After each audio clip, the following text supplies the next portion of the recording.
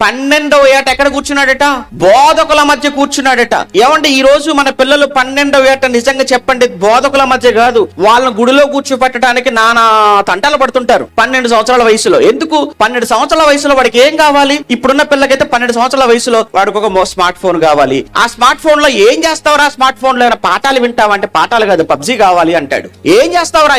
ఏం చూస్తావురా smart phone లో అంటే నేను ఫ్రీ ఫైర్ ఆడతానంటాడు. ఈ రోజు ఒక న్యూస్ అండి, ఈ రోజు న్యూస్ అండి 12 సంవత్సరాలేనండి, వాడికి 12 సంవత్సరాల వయసే. చిత్తూరు జిల్లా కదిరిలో 12 సంవత్సరాల వయసు వాడికి ఏమన్నా ఇంట్లో ఉన్నటువంటి ఆ స్మార్ట్ ఫోన్ లో వాడు ఏమండి ఫ్రీ ఫైర్ ఆడుతూ ఉంటుంటే ఛార్జింగ్ అయిపోయిందట. ఛార్జింగ్ అయిపోయింది కదా అని వాడు ఫోన్ పక్కన పెట్టి వాళ్ళ అమ్మ ఫోన్ తీసుకున్నాడు. వాళ్ళ అమ్మ ఫోన్ తీసుకొని ఆడుతుంటే వాళ్ళ అమ్మ వచ్చి సడన్ గా లాగేసుకుంది.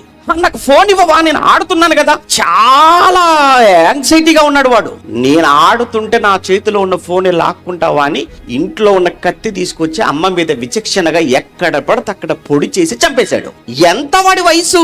12 సంవత్సరాలు. 12 సంవత్సరాల వయసులో ఉన్న ఏమని పిల్లోడు తల్లిని చంపిన హంతకుడుగా మారుతున్న కాలంలోనికి వచ్చేసాం మనం. మీ పిల్లలు అలా కాకూడదంటే వాళ్ళ చేతుల్లో స్మార్ట్ ఫోన్ కాదు, వాళ్ళ చేతుల్లో ఈ గ్రంథాన్ని పెట్టండి, బాగుపడతారు. బైబిల్ పెట్టండి వాళ్ళ చేతిలో, భక్తులు అవుతారు, మిమ్మల్ని గౌరవిస్తారు.